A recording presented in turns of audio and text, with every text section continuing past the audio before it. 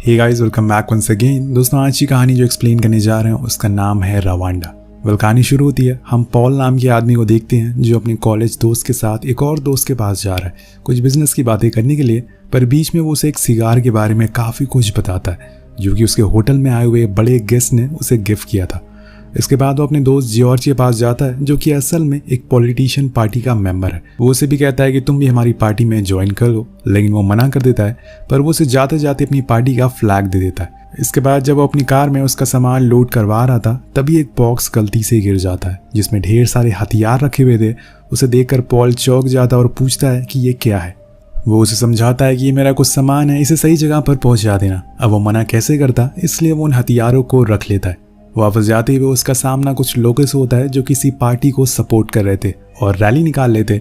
वो उनकी कार के पास आ जाता और उनसे पूछता है कि क्या तुम तुत्सी समुदाय के हो। तो पॉल कहता है कि नहीं, हम लोग हूतो समुदाय के हैं। फिर उस पार्टी का झंडा भी दिखाता है जो उसके दोस्त ने दिया था, जो कि हूतो लोगों को सपोर्ट करता है। असल में दोस्तों, रवांडा में ये एक ऐसा समय चल रहा है जहाँ पे दो समुदाय के लोग एक दूसरे के खून के प्यासे हो चुके हैं। वो कहीं भी अगर हूतो और तुत्सी को देखते हैं तो उन्हें मारना शुरू कर देते हैं। लेकिन इन सभी चीज़ों से अभी पॉल को कोई अंदाज़ा नहीं है। कुछ ही समय के बाद वो अपने होटल चला जाता है जहाँ वो मैनेजर है। वहाँ उसकी मुलाकात कनाडा के जनरल से होती है जो कि यहाँ एक ऑफिशियल विजिट के लिए आए हुए हैं। वो उन्हें कुछ बियर्स भी पिलाते हैं जो बहुत ही महंगी थी। अब घर जाते समय वो अपनी कार का रेडियो ऑन करता है। उसमें सभी को बताया जा रहा था तुत्सी लोगों से दूर रहना है, वो आपके लिए जान का खतरा है। वो चैनल को चेंज कर देता है क्योंकि पॉल इन जात पात वाली चीज़ों में बिलीव नहीं करता। अपने घर जाकर वो फैमिली के साथ टाइम स्पेंड करता है जो कि उसका सबसे पसंदीदा काम है। उसके साथ उसका ब्रदर इन लॉ और उसकी वाइफ पॉली भी मौजूद थी। तभी उसका बेटा आकर कहता है कि बाहर कुछ सोल्जर आ रहे हैं। जब पॉल बाहर जाकर देखता है तो कुछ आर्मी वाले उसके पड़ोसी को घसीट कर ले जा रहे थे क्योंकि उन्हें लग रहा था कि वो तुत्सी लोगों का जासूस है। लेकिन इसमें पॉल कुछ नहीं कर सकता क्योंकि अगर उसने उसे बचाने की कोशिश करी तो वो भी मारा जाएगा। इसलिए वो लोग चुपचाप अपने घर में आ जाते हैं। अब ये देखकर पॉल और उसके परिवार के मन में डर बैठ गया था। लेकिन अगले दिन जब वो अपने होटल जाता है तो वहाँ उसे पता चलता है कि प्रेसिडेंट ने ऐलान किया है कि वो हूतो और तुत्सी लोगों के साथ शांति की बात कर रहे हैं। ये सुनकर सभी को थोड़ा चैन की सांस लेते हैं। होटल में सभी एक दूसरे से यही पूछ रहे थे कि कौन हूतो है और कौन तुत्सी है। लेकिन बाहर आने पर उसे अपना एक दोस्त मिलता है जो उसे आगाह करता है कि आने वाले खतरे को लेकर। उसका कहना था कि वो अपने बच्चों को लेकर इस शहर से दूर चला जाए क्योंकि उसकी बीवी तुत्सी है और वो एक हूतो है। ऐसे में वो उसे बचा नहीं पाएगा। लेकिन पॉल कहता है कि तुम इतना डर क्यों रहे हो, हम यहाँ पे सालों से रह रहे हैं, ये हमारा घर है, हमारा देश है, हमें कुछ नहीं होगा। लेकिन जब वो अपने घर वापस आ रहा होता है तो देखता है कि सड़क के दोनों किनारे पर तुत्सी लोगों को जिंदा जलाया जा रहा है। वो चीख रहे हैं, चिल्ला रहे हैं, लेकिन हूतो लोगों के ऊपर खून सवार है। जब वो घर पहुंचता है तो उसकी वाइफ पॉली बताती है कि प्रेसिडेंट की हत्या कर दी गई है। अब ये सुनकर उसके होश उड़ जाते क्योंकि आज सुबह ही उन्होंने शांति की अपील करी थी। अगले दिन उसके सारे पड़ोसी उसके घर आते हैं और उसे रेडियो पर सुनाते हैं कि तुत्सी लोगों ने ही प्रेसिडेंट को स्पीच देते हुए गोली मार दी। जिसके बाद अब माहौल और बिगड़ गया है। आपके लिए यही अच्छा होगा कि आप जितना जल्दी हो सके इस देश को छोड़ दें या फिर अपने घर में ही रहे, बाहर ना निकले। ये सारी घटनाएं पॉल के लिए एक अजीब सी घबराहट पैदा कर रही थी। उसे कहीं ना कहीं ये लगने लगा था कि अब कुछ बड़ा होने वाला है। तभी उसके गेट पे आर्मी वाले आते हैं और वो पॉल से उसकी आईडी कार्ड मांगते हैं। वो हूतो था इसलिए वो उसे कुछ नहीं कहते। इसके बाद सीनियर कहता है कि क्या तुम होटल डिप्लोमेट में काम करते हो, तो वो हाँ में जवाब देता है। वो उसे अपने साथ चलने को कहता है लेकिन पॉल की पूरी फैमिली यहाँ पर अकेले है, वो उन्हें ऐसे अकेले छोड़ कर नहीं जा सकते। वो जनरल उससे कहता है कि हम इतने लोगों को अपने साथ नहीं ले जा सकते। तभी पॉली कहती है कि हमारे पास कार है, हम उससे आ सकते हैं। अब वो मान जाता है और फिर सभी होटल पहुंच जाते हैं। लेकिन तभी चीफ को, जो कि आर्मी चीफ होता है, उसे पता चलता है कि पॉली और इसके साथ कई सारे लोग तुत्सी समुदाय के हैं, इसीलिए वो उन्हें जमीन पर बैठने को कहता है। तभी पॉल बाहर आता है तो चीफ उसे एक जड़ देता है और कहता है कि तुम एक गद्दार हो, तुमने हमारे देश के गद्दारों को अपने घर में छुपा कर रखा था। पर वो उनके सामने हाथ जोड़ता और कहता है कि इन्हें जाने दो, वैसे भी ये रेबल नहीं है, इन्हें मार कर क्या फ़ायदा होगा तुम्हारा। वो चीफ को पैसों का लालच भी देता है। जितने भी लोग थे वहाँ से सभी से पैसे लेकर वो चीफ को मना लेता है और उनकी जान बच जाती है फिलहाल अभी के लिए। लेकिन वो और सारे लोग अभी भी वहीं पड़े हुए थे। उनकी आखिरी उम्मीद पॉल ही था।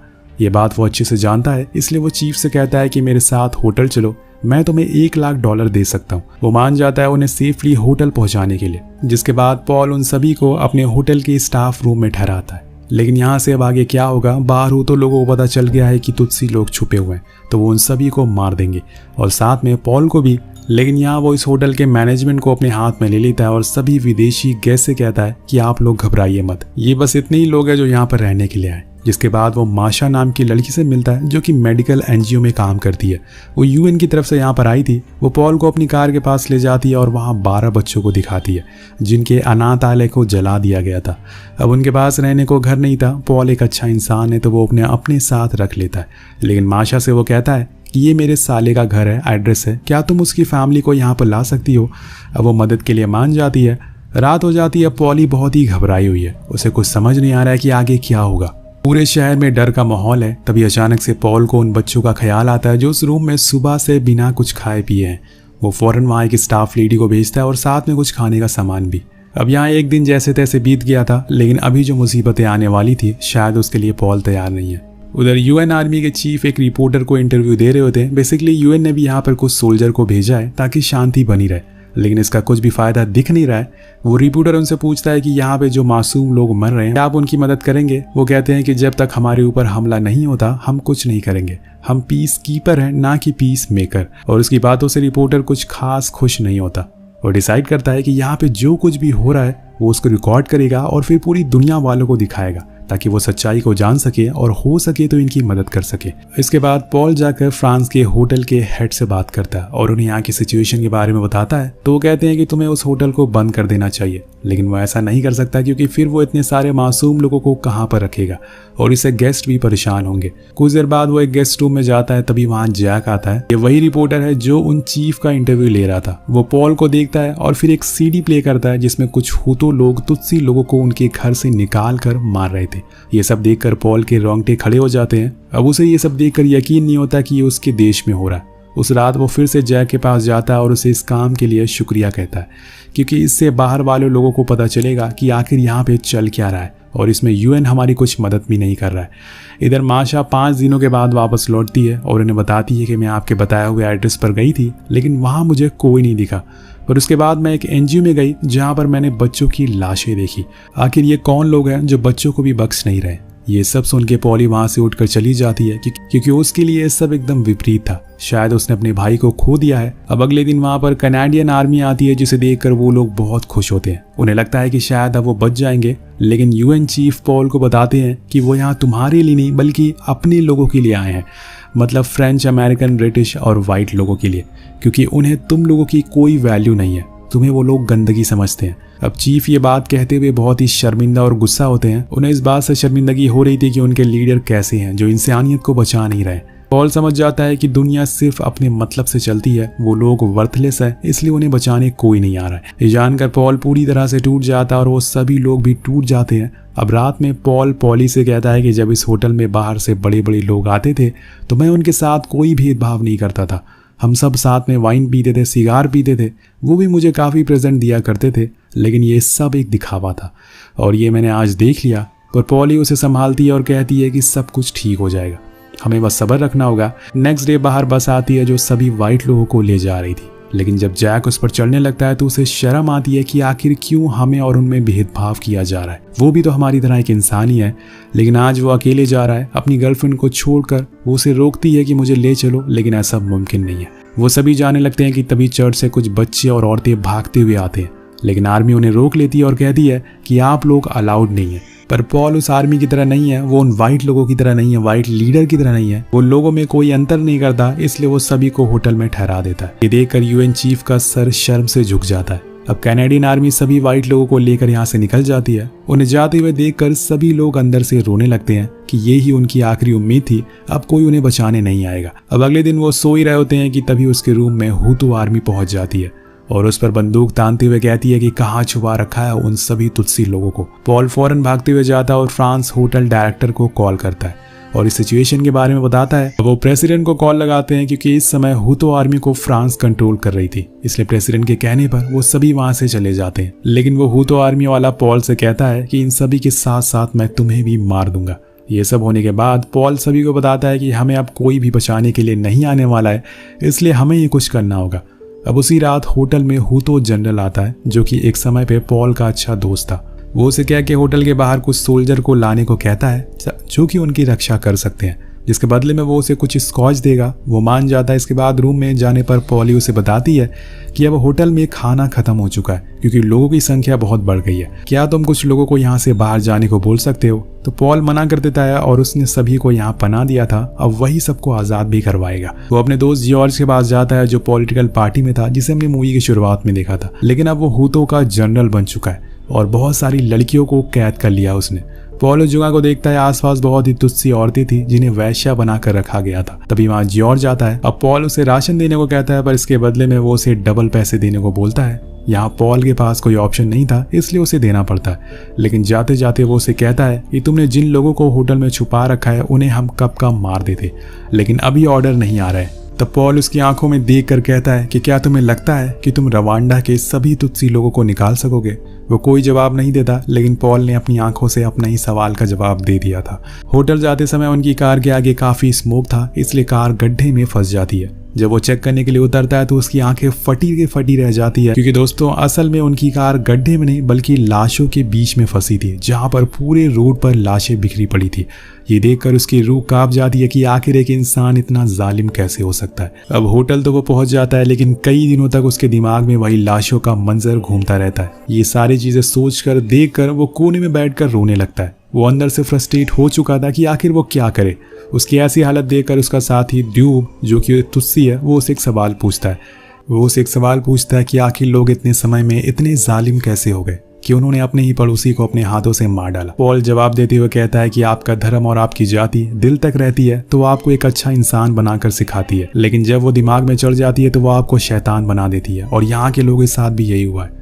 वो जाति के नाम पर शैतान बन चुके हैं। उस रात पॉल और पॉली दोनों काफी इमोशनल हो जाते हैं। पॉली को पता था कि शायद उनका अंत अब करीब है, क्योंकि वो एक तुत्सी है और तुत्सी का यहाँ पर बच पाना नामुमकिन है। लेकिन पॉल इतनी आसानी से उसे ऐसे ही नहीं छोड़ेगा। कुछ दिनों के बाद वहाँ पर यूएन जनरल वापस आते हैं और वो एक अच्छी खबर लेकर आए थे। उन्हें एक लिस्ट देते हैं। वो सभी को एक लिस्ट दिखाते हैं जिनमें उन लोगों के नाम थे जिनके कोई रिलेटिव विदेश में रहते हैं। उन्होंने वहाँ की एम्बेसी में उनकी मदद के लिए आवाज़ लगाई थी, इसलिए वो सभी को ट्रक में बैठाकर, जिसमें पॉल की फैमिली भी थी। लेकिन जब वो लोग जाते हुए पीछे मुड़कर देखते हैं तो वहाँ पर जो भी बचे हुए लोग थे वो मायूस हो जाते हैं और ये पॉल से देखा नहीं जाता, इसलिए वो वहीं रहने का फैसला करता है। पर ये देखकर पॉली रोने लगती है। अब यहाँ न जाने कहां से हुतू लोगों को पता चल जाता है कि यूएन तुत्सी लोगों को लेकर जा रही है, इसलिए वो ये बात पूरे शहर में ब्रॉडकास्ट कर देते हैं। अब दोस्तों वो लगातार रेडियो पर तुत्सी के खिलाफ जहर फैला रहे थे। वो जहां भी दिखे उन्हें मार दो, यही बोले जा रहे थे। और ट्रक में तुत्सी है, ये सभी हुतों को पता चल जाता है। वो ट्रक से लोगों को बाहर निकालने लगते हैं और उन्हें मारने लगते हैं। अब इस बारे में पॉल को भी पता चल जाता है, इसलिए वो फौरन आर्मी जनरल को कॉल लगा के उन्हें रोकने को कहता है, जिसके बदले में वो उसे सबसे महंगी शराब देगा।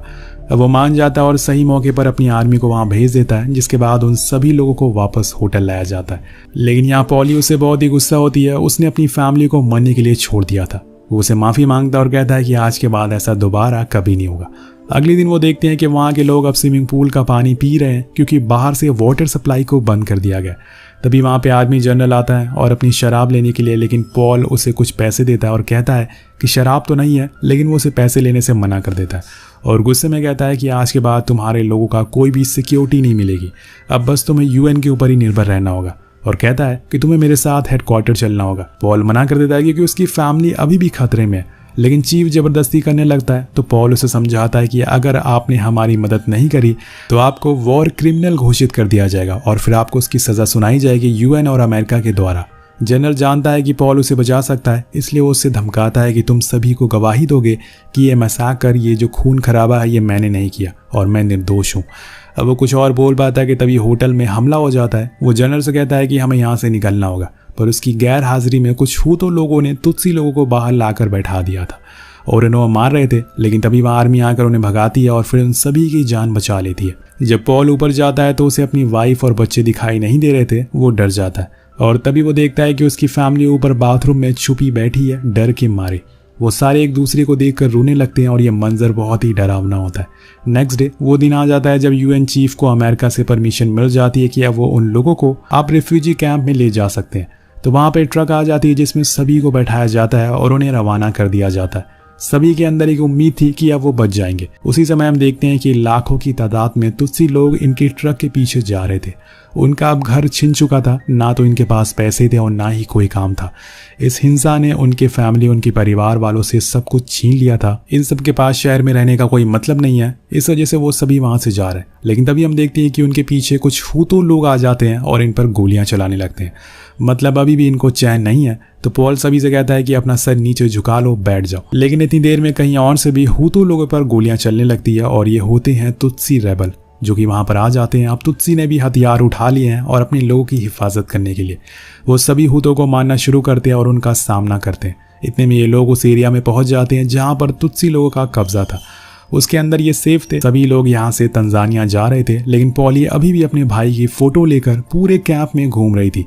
उसे अभी भी उम्मीद थी कि वो यहीं कहीं होगा, लेकिन काफ़ी देर हो जाती है, उनका कोई अता पता नहीं होता। अंत में वो जाकर एयरपोर्ट जाने वाली बस में बैठ जाती है, लेकिन उसी कैंप में मौजूद माशा को उसके भाई के दोनों बच्चे मिल गए थे। वो भागती हुई उस बस की ओर जाती है और बताती है कि उसके भाई के दोनों बच्चे अभी जिंदा हैं। वो वापस कैंप की तरफ भागती है। अपने बच्चों को देखकर वो रोने लगती है और उन्हें गले से लगा लेती है। दोस्तों, आज यहाँ हजारों की तादाद में बच्चे मौजूद हैं जो अनाथ हो चुके हैं। ये पूरा नरसंहार 1994 में आकर ख़त्म हो गया, लेकिन इसमें पॉल ने तकरीबन 1200 लोगों की जान बचाई, जिसमें सिर्फ हुतो नहीं बल्कि तुत्सी लोग भी मौजूद थे। वहीं यूएन ने जॉर्ज और आर्मी जनरल को उम्र कैद की सज़ा सुनाई और जो भी लोग थे उन्हें तंजानिया में शिफ्ट कर दिया गया। और कुछ इतिहासकार का कहना है कि इस पूरे नरसंहार में 100 दिनों में करीबन 10 लाख लोगों की मौत के घाट उतार दिया गया।